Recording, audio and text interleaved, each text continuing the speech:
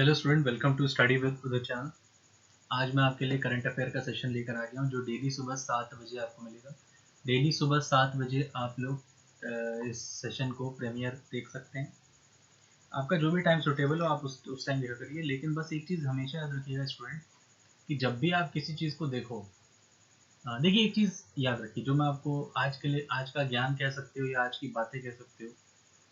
अगर आपको सही मायने में कोई चीज़ सीखनी है तो आपको बहुत शांत रहना पड़ेगा, क्योंकि जब आप दलाई लामा ने ये बात कही है, जब आप बोल रहे होते हो तो आप वो चीज़ बोलते हो जो आपको पता होती है, और जब आप सुनते हो तो आप कुछ नया सीखते हो। तो इसीलिए आपको सुनना है। ठीक है, अगर आप स्टूडेंट लाइफ में हो तो स्टूडेंट लाइफ में आपको सुनना ज़्यादा है, और सुन के अपने देखना है कि कौन सी चीज़ मेरे से ज़्यादा फ़ायदा कर रही है, उसको पढ़ के एग्ज़ाम में यूज़ करना है। ठीक है, चलिए तो हम लोग आगे बढ़ते हैं।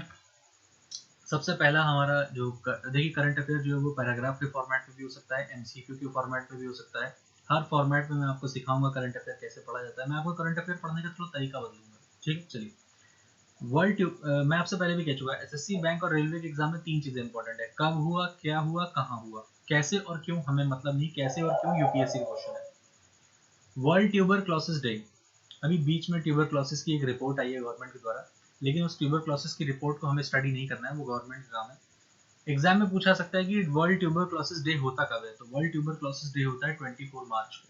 ठीक है, 24 मार्च को वर्ल्ड ट्यूबरक्लोसिस डे होता है। 2020 में इसकी थीम क्या थी? It's time. और टीबी का जो कैंपेन था वो क्या था? टीबी हारेगा देश जीतेगा। अब ये जो मैंने काफी सारी इन्फॉर्मेशन लिखी है, मैंने क्वेश्चन के फॉर्मेट में तो लिखा नहीं, क्वेश्चन अपने आप बन जाएगा। तुमसे अगर पूछेगा कि वर्ल्ड ट्यूबरक्लोसिस डे कब होता है, तो तुम एग्जाम में क्या टिक करोगे? 24 मार्च। रिवीजन करना ज़रूरी है। डेली सुबह अगर आप करंट अफेयर पढ़ते हैं और वीकली रिवाइज करते हैं तो मेरे हिसाब से करंट अफेयर आपके लिए दिक्कत नहीं करेगा। करंट अफेयर स्कोरिंग होता है। ठीक है, 2020 की थीम क्या थी? 2020 की थीम थी इट्स टाइम। और टीबी का जो कैंपेन है इंडिया में वो क्या है? टीबी हारेगा देश जीतेगा। तो आपसे पूछ सकता है टीबी कैंपेन का नारा क्या था? टीबी हारेगा देश जीतेगा। और 2020 की थीम क्या थी? It's time. ठीक है, चलिए, तो आई होप आप लोग को इतना क्लियर हुआ होगा। नेक्स्ट, अगेन एक पैराग्राफ फॉर्मेट में को हमें इन्फॉर्मेशन दिया। अच्छा, करंट अफेयर है लेकिन पैराग्राफ फॉर्मेट में तो दिया हुआ है, लेकिन हम उसमें से क्वेश्चन बनाएंगे। यूनेस्को सबको पता ही है, United Nation of Education, scientific and council organisation. उसने अपनी एक रिपोर्ट लॉन्च की जिसका नाम है GEM, global education monitoring report. ठीक है, इसको 2020 में लॉन्च किया है। तो सबसे पहला क्वेश्चन ये बनता है, देखो अभी आगे नहीं पढ़ेंगे, सबसे पहला क्वेश्चन ये बनता है कि जेम रिपोर्ट कौन लॉन्च किया। अगर आपसे एग्जाम में पूछा जाए ग्लोबल एजुकेशन मॉनिटरिंग रिपोर्ट किसने लॉन्च करी, तो आपका आंसर क्या होगा? यूनेस्को। ठीक है, तो अगर आपसे पूछा जाए ग्लोबल एजुकेशन मॉनिटरिंग रिपोर्ट किसने लॉन्च करी, तो आपका आंसर क्या होगा? यूनेस्को। इसका अगर यूनेस्को के बारे में बात करें तो इसके डायरेक्टर जनरल कौन है? Audrey Azoulay. यूनेस्को के डायरेक्टर जनरल हैं ऑड्रे एजोले, और इसके हेडक्वार्टर कहाँ पर? इसका हेडक्वार्टर है पेरिस, फ्रांस में। ठीक है, तो सबसे पहला क्वेश्चन ये आ सकता है कि यूनेस्को ने एक रिपोर्ट लॉन्च की है, उस रिपोर्ट का नाम क्या है? तो आप आंसर करोगे GEM, global education monitoring report. और यूनेस्को के डायरेक्टर जनरल कौन है? ऑड्रे एजोले, और हेडक्वार्टर कहाँ पर है? पेरिस, फ्रांस में। Next, about international monetary fund. ये भी अभी एक्चुअली देखो आईएमएफ आए दिन किसी न किसी को लोन देता रहता है। ठीक है, आईएमएफ का काम ही है थर्ड वर्ल्ड कंट्रीज को लोन देना। ठीक है, तो वो लोन देता रहता है। और जो जितना भी ये लोन देता है, ये बहुत इंटरेस्टिंग कहानी है कि आईएमएफ कैसे बना। एक्चुअली कभी कभार क्या होता है ना, स्टूडेंट जब पढ़ाई करते हैं तो दो तरह की पढ़ाई होती है। एक तो वो होता है कि जैसे उन्होंने पढ़ लिया कि हाँ चलो ठीक है, आईएमएफ नाम सुन लिया कि इंटरनेशनल मॉनेटरी फंड क्या करता है, बट क्यों बना, किस लिए बना, क्या रीजंस थे, लीग ऑफ नेशंस फेल हो गया, क्या रीजंस थे, क्या चीज़ें थी, तो ये सब आपको हिस्ट्री में पता चलेगा। इसलिए हिस्ट्री एक ऐसा सब्जेक्ट है, बहुत इंटरेस्टिंग है। हिस्ट्री सब कुछ बताता है कि आज ये चीज़ आपके सामने है तो क्यों है, क्या ज़रूरत थी इसकी। ठीक है, इसके बिना भी तो काम चल रहा था। तो हिस्ट्री एक बहुत इंटरेस्टिंग सब्जेक्ट है। हिस्ट्री एक सीधी लाइन वाला सब्जेक्ट नहीं, हिस्ट्री एक नेटवर्क है। ठीक है, तो कभी मौका मिलेगा तो इसी चैनल पे मैं आपको हिस्ट्री बहुत डिटेल में पढ़ाऊंगा। लेकिन अगर आप हिस्ट्री को कनेक्ट कर ले गए ना, तो बिलीव मी उससे ज़्यादा मज़ा आ ही नहीं सकता किसी और सब्जेक्ट में। हिस्ट्री एक ऐसा सब्जेक्ट है ना जो आपको लिटरली बताएगा कि अगर आपने आज जीन्स पहनी है तो वो जीन्स भी क्यों पहनी है, क्या रीजन थे कि जीन्स का आविष्कार किया गया। जीन्स, हर चीज़ आवश्यकता आविष्कार की जननी है, हर चीज़ का कारण होता है। चलिए वो तो अलग बात होगी, उसको बाद में डिस्कस करेंगे। इंटरनेशनल मॉनेटरी फंड इसका फाउंडेशन कब हुआ था? 27 दिसंबर 1945। एग्जाम में पूछ लेता है कभी कभार इंटरनेशनल मॉनेटरी फंड कब बना था, तो आपका आंसर क्या होगा? 27 दिसंबर 1945। हेडक्वार्टर कहाँ पर है? वॉशिंगटन डीसी में है, यूनाइटेड स्टेट्स में। मैनेजिंग डायरेक्टर कौन है? Kristalina Georgieva. चीफ इकोनॉमिस्ट कौन है? गीता गोपीनाथ। तो एक बार फिर से पढ़ लेते हैं। इंटरनेशनल मॉनेटरी फंड एग्जाम में पूछा सकता है कब बना था। तो देखो अब अभी इसने किसको लोन दिया है, ये हमेशा लोन देता रहता है, ठीक है। अगर इंडिया से रिलेटेड कहीं लोन दिया है तब वो इम्पोर्टेंट है कि इंडिया में किस स्टेट को किस कार्य के लिए कितना लोन दिया है, तो वो इम्पोर्टेंट है। अदरवाइज किसी दूसरी कंट्री को लोन दिया है तो वो इम्पोर्टेंट नहीं है। इंटरनेशनल मॉनेटरी फंड कब बना था? 27 दिसंबर 1945 को। करंट में हमने थोड़ा स्टैटिक भी मिक्स किया। हेडक्वार्टर क्या है? Washington DC. मैनेजिंग डायरेक्टर कौन है? Kristalina Georgieva. चीफ इकोनॉमिस्ट क्या है? गीता गोपीनाथ। किसी भी इंफॉर्मेशन को एक बार मत पढ़ा करिए, उसको बार बार पढ़ा करिए। बार बार पढ़ने से क्या होता है? याद हो जाता है, और कुछ नहीं है, ठीक है। क्योंकि जब तक बार बार नहीं पढ़ेंगे, देखो ब्रेन का ये फंडा है, जब किसी चीज को बार बार पढ़ोगे तभी दिमाग में बैठेगी। About international solar alliance. International solar alliance के बारे में बात कर रहे हैं हम लोग, ठीक है। इंटरनेशनल सोलर अलायंस बहुत इंपॉर्टेंट हो गया था अभी, क्योंकि इंटरनेशनल सोलर अलायंस है क्या, मैं आपको समझा देता हूँ। एक्चुअली जो ट्रॉपिक ऑफ कैंसर पे जितनी भी कंट्रीज हैं, वर्ल्ड का मैप उठाना, वर्ल्ड के मैप में ट्रॉपिक ऑफ कैंसर पे जितनी भी कंट्रीज हैं उन पे सन की डायरेक्ट रेज आती हैं। तो बहुत सारे साइंटिस्ट का ये कहना है कि क्या हम उन डायरेक्ट रेज का यूज करके सोलर एनर्जी को स्टोर करके सोलर एनर्जी प्रोड्यूस जो भी हो रही है उससे हमारी जो एनर्जी रिक्वायरमेंट्स है वो पूरी हो सकती है। देखो आप सबने वर्ल्ड का मैप देखा होगा, वर्ल्ड के मैप में ट्रॉपिक ऑफ कैंसर होती है, तो ट्रॉपिक ऑफ कैंसर से जो कंट्री पास कर रही है वो इंटरनेशनल सोलर अलायंस के अंदर आती है। अब ऐसा नहीं होगा कि आप कह दो डेनमार्क इंटरनेशनल सोलर अलायंस के अंदर आएगा। डेनमार्क इतनी ऊपर है, वहाँ ठंडी होती है, वहाँ वो आ ही नहीं सकता, ठीक है। तो जो गर्म प्रदेश है, इंडिया भी आता है इंटरनेशनल सोलर अलायंस में, क्योंकि इंडिया से भी ट्रॉपिक ऑफ कैंसर पास करती है। तो इंटरनेशनल सोलर अलायंस के अंडर में आता कौन कौन है जो ट्रॉपिक ऑफ कैंसर से पास करते हैं, ठीक है। सारी कंट्रीज का नाम एक बार देख लेना। डायरेक्टर जनरल कौन है? उपेंद्र त्रिपाठी हैं। हेडक्वार्टर कहाँ पर है? इंडिया में, गुरुग्राम हरियाणा हेडक्वार्टर इसका, ठीक है। इंडिया में है इसका हेडक्वार्टर। और इसके अगर हम लोग बात करें हेडक्वार्टर, तो वो आप लोगों ने देख लिया, गुरुग्राम हरियाणा में।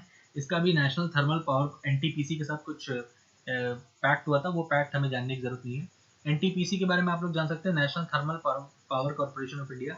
इसके चेयरमैन मैनेजिंग डायरेक्टर है गुरदीप सिंह। इसका हेडक्वार्टर न्यू दिल्ली में है, और उसमें माली भी इन्वॉल्व था उस पैक्ट में। तो माली की कैपिटल है बमाको। माली के प्रेसिडेंट है इब्राहिम बोबकार कीता। प्राइम मिनिस्टर है बबू सीसे। करेंसी है सीएफए कम्युनिटी, सीएफए फ्रैंक। तो इंटरनेशनल सोलर अलायंस के बारे में मैंने आपको बता दिया, एनटीपीसी के बारे में बता दिया, और बमाको रिपब्लिक ऑफ माली के बारे में बता दिया। आगे बढ़ते हैं। Former England women cricket captain Clare Connor becomes first female president of Marylebone cricket club in 233 years, ठीक है। इसमें इंपॉर्टेंट यही है कि जो क्लेयर कनॉर है वो किस खेल से संबंधित है? क्लेयर कनॉर संबंधित है वुमेन क्रिकेट से, ठीक है। हेल्थ मिनिस्ट्री और इंडियन रेड क्रॉस सोसाइटी ने ई ब्लड सर्विस ऐप लॉन्च की है, ठीक है, टू ऑर्डर ब्लड। तो बस इतना एग्जाम में याद रखना, एग्जाम में पूछ लेगा ई ब्लड सर्विस किसने लॉन्च करी है। तो दो नाम याद रखना, हेल्थ मिनिस्ट्री और इंडियन रेड क्रॉस सोसाइटी ने मिलकर किया। हेल्थ मिनिस्ट्री और इंडियन रेड क्रॉस सोसाइटी ने मिलकर ई ब्लड सर्विस ऐप को लॉन्च किया, जिसमें आप ब्लड को ऑर्डर कर सकते हैं।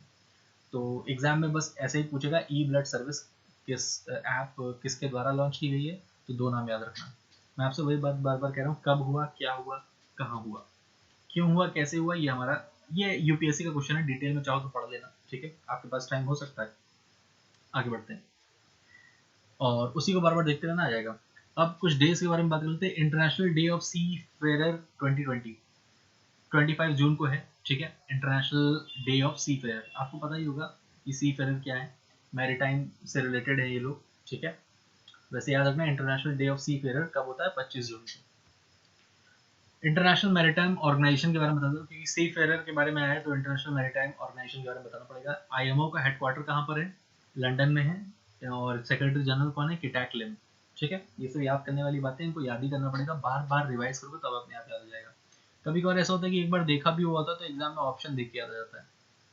वर्ल्ड विटिलिगो डे होता है 25 जून को। अब ये विटिलिगो क्या होता है, तो पहले तो याद कर लो, वर्ल्ड विटिलिगो डे होता है 25 जून को। 3 बार बोलो, अपने आप याद हो जाएगा। वर्ल्ड विटिलिगो डे होता है 25 जून को, वर्ल्ड विटिलिगो डे होता है 25 जून को, वर्ल्ड विटिलिगो डे होता है 25 जून को, बस यही ब्रेन का तरीका है यार चीज़ों को याद करने का। आगे बढ़ते हैं। अब विटिलिगो क्या होता है, जो आपने देखा होगा बहुत सारे लोग के सफ़ेद सफ़ेद दाग हो जाते हैं, उनके चेहरे पे सफ़ेद सफ़ेद दाग हो जाते हैं, तो उसी बीमारी को विटिलिगो कहते हैं और ये लाइलाज है। खाने की हैबिट को चेंज करके ये थोड़ा सा कंट्रोल में आ सकती है, लेकिन ख़त्म नहीं हो सकती है। ठीक है, तो विटिलिगो आपको समझ में आ गया होगा। ये तुम्हारा वाइट पैचेस जो होते हैं, सफ़ेद दाग। आगे बढ़ते हैं। त्रिपुरा गवर्नमेंट ने लॉन्च किया है मुख्यमंत्री मातृ पुष्टि उपहार स्कीम। ठीक है, to provide nutrition kit to pregnant and lactating women. अब आपसे एग्जाम में क्वेश्चन पूछ सकता है कि मुख्यमंत्री मातृ पुष्टि उपहार स्कीम किसने लॉन्च करी है, तो त्रिपुरा गवर्नमेंट ने लॉन्च करी है। देखो पैराग्राफ के अंदर बहुत सारे क्वेश्चन बनेंगे, मैं इसीलिए कहता हूँ ना करंट अफेयर हमेशा पैराग्राफ में पढ़ा करो। जब बहुत सारे लोगों की आदत होती है करंट अफेयर को उसको एमसीक्यू के फॉर्मेट में पढ़ने की, एमसीक्यू के फॉर्मेट में कभी मत पढ़ा करो, एमसीक्यू बनाया करो, एमसीक्यू बना बना के पढ़ा करो, क्योंकि अगर तुमने एमसीक्यू पढ़ा तो तुम पूरा कॉन्टेक्स्ट जान नहीं पाओगे, और जब तक कॉन्टेक्स्ट नहीं जानोगे आंसर नहीं कर पाओगे, क्योंकि एग्जाम में क्वेश्चन घूम भी सकता है। सबसे पहला क्वेश्चन ये बन सकता है कि मुख्यमंत्री मातृ पुष्टि उपहार स्कीम किस स्टेट ने लॉन्च करी है, तो त्रिपुरा गवर्नमेंट ने लॉन्च करी है। दूसरा, ये करेगी क्या स्कीम, ये जो प्रेग्नेंट वुमेन है और लैक्टेटिंग वुमेन है इनको न्यूट्रिशन किट, न्यूट्रिशन किट मतलब जो प्रेग्नेंट वुमेन को खाने पीने की ज़रूरतें होती हैं पाल पोषण की, ठीक है, तो उसके लिए वो न्यूट्रिशन किट उनको प्रोवाइड की जाएगी। तो त्रिपुरा के बारे में कुछ स्टैटिक इन्फॉर्मेशन भी है, वैसे मैं अलग से बना दूंगा नेशनल पार्क और इन सब के ऊपर। त्रिपुरा में नेशनल पार्क है clouded leopard national park, bison national park, और वाइल्ड लाइफ सेंचुरी है Sepahijala wildlife sanctuary, Trishna wildlife sanctuary, Gomati wildlife sanctuary, Rowa wildlife sanctuary. But student एक चीज हमेशा याद रखना, ऐसे स्टूडेंट याद तो कर लेते हैं, लेकिन पता है पता दिक्कत क्या है, आप लोग पेपर को एनालाइज नहीं करते हो। आपको लगता है कि टीचर ने बोल दिया कि नेशनल पार्क याद कर लो, तुमने याद कर डाले। समझ रही, देखो बिल्कुल भी इसको अपने पर्सनल लेने की जरूरत नहीं। कभी कभार क्या होता है, मैं कुछ बोल रहा हूँ स्टूडेंट पर्सनल ले लेता है, ऐसा पर्सनल लेने की जरूरत नहीं है। पहले समझो, मैंने तुमको बोला नेशनल पार्क याद कर लो, लेकिन एग्जाम में पता क्या होता है, एग्जाम में वो पूछ देगा कि किस पहाड़ी पर है, ज्योग्राफिकल लोकेशन पूछ लेगा। अब तुमको ये तो पता है कि नेशनल पार्क कौन किस स्टेट में किस पहाड़ी में, ये नहीं पता है। तो बात समझ रहे हो, इसीलिए जो कहता हूँ जब भी कोई चीज पढ़ा करो ना तो उसको ओवरऑल पढ़ा करो। ये कोई पेपर को एनालाइज करना बहुत जरूरी है कि पेपर में किस टाइप का क्वेश्चन आ रहा है। जैसे फॉर एग्जांपल तुमने पढ़ा कि पेपर में क्वेश्चन आया, लेकिन पेपर में क्वेश्चन नेशनल पार्क का नहीं था। पेपर में कभी क्वेश्चन ऐसे आता भी नहीं है कि इस स्टेट में कौन सा नेशनल पार्क है, बिलीव मी। ऐसा क्वेश्चन बहुत ही एकदम लो लेवल के एग्जाम में आएगा, ऑफिसर लेवल के एग्जाम में तो ये पूछेगा ही नहीं कि नेशनल पार्क किस स्टेट में है। ठीक है, तो एग्जाम में घुमा फिरा के ज्योग्राफिकल लोकेशन, वहां का कौन सा पक्षी पशु, वहां का क्या चीज इंपॉर्टेंट है, तो थोड़ा सा घुमा फिरा के पढ़ा करो, तब समझ में आएगा और याद भी रहेगा। तो हमारे लिए तो इम्पोर्टेंट ये था कि त्रिपुरा गवर्नमेंट ने मुख्यमंत्री मातृ पुष्टि उपहार स्कीम लॉन्च करी। ठीक है, आगे बढ़ जाते हैं। वाई एस जगन मोहन रेड्डी, नाम सुनते ही पता चल गया होगा, आंध्र प्रदेश के चीफ मिनिस्टर हैं। वाई एस जगन मोहन रेड्डी ने कपू नेशनम स्कीम लॉन्च करी। तो पहला क्वेश्चन बन गया, कपू नेशनम स्कीम किस स्टेट ने लॉन्च करी है, तो आंध्र प्रदेश ने लॉन्च करी है। बात समझ में आ गई। तो वाई एस जगन मोहन रेड्डी का नाम आया है, तो वो आंध्र प्रदेश के सीएम है। तो कपू नेशनम स्कीम है, कपू नेशनम स्कीम किसने लॉन्च करी है, आंध्र प्रदेश के सीएम ने, आंध्र प्रदेश में लॉन्च हुई है। वैसे क्वेश्चन यही आएगा, आंध्र प्रदेश में कौन सी स्कीम लॉन्च हुई है। अब इसके अंदर होगा क्या, इसके अंदर आपको 75,000 रुपीज की 5 साल के लिए, ठीक है, 15,000 पर एनम, 15 पंजे 75, तो हर एक साल में आपको 15-15 हजार रुपए मिलेंगे। जो भी वुमेन होंगी कापू कम्युनिटी, ठीक है, कापू कम्युनिटी एक है, वहां की वुमेन को हर साल 15-15 हजार रुपए मिलेंगे। आंध्र प्रदेश की कैपिटल क्या है, अमरावती। चीफ मिनिस्टर कौन है, वाई एस जगन मोहन रेड्डी। ठीक है, तो ये स्टैटिक इन्फॉर्मेशन हो गई। अब कुछ एमसीक्यू पढ़ लेते हैं, देखें आपको एमसीक्यू आते हैं कि नहीं। गोथन न्याय योजना, जिसमें हम काउ डंग जो है वो कैटल ओनर से लेंगे, मतलब which Indian state has announced the गोथन न्याय योजना to procure cow dung from cattle owners। जो भी कैटल के ओनर्स हैं, जो भी पशुओं का पालन करते हैं, उनसे हम गाय का गोबर लेंगे। ये गोथन न्याय योजना का प्लान है, ये कौन से स्टेट में है, तो छत्तीसगढ़ में। याद रखना छत्तीसगढ़ में, आपको एग्जाम में इतना याद रखना है कि गोथन न्याय योजना छत्तीसगढ़ में क्या है, वो मैंने बता दिया है कि जो भी पशुपालन करने वाले हैं उनसे गाय का गोबर हम लोग लेंगे। ठीक है, तो किस स्टेट में लॉन्च हुआ है, छत्तीसगढ़ में। मैं इसीलिए कहता हूँ क्वेश्चन को मिक्स करके पढ़ा करो, पैराग्राफ के फॉर्मेट में भी पढ़ो, एमसीक्यू के फॉर्मेट में पढ़ो, घुमा फिरा के पढ़ो, यही तो प्रिपरेशन का मतलब है। Which state who has launched a behavior change campaign named Navigating the New Normal? तो Navigating the New Normal किसने लॉन्च किया कैंपेन? तो नीति आयोग ने लॉन्च किया है, ठीक है। तो आगे बढ़ते हैं, इसको आप याद कर लेना। कौन सी कंट्री तुम्हारी FIFA women world cup 2023 launch host करेगी? इसका आंसर जरा कमेंट में करके बताना, ठीक है, कि which country will host FIFA women's world cup 2023? 2023 का फीफा वुमेन्स वर्ल्ड कप कौन सी कंट्री लॉन्च करेगी, ठीक है। तो आई होप आप लोग को आज के करंट अफेयर पसंद आए होंगे।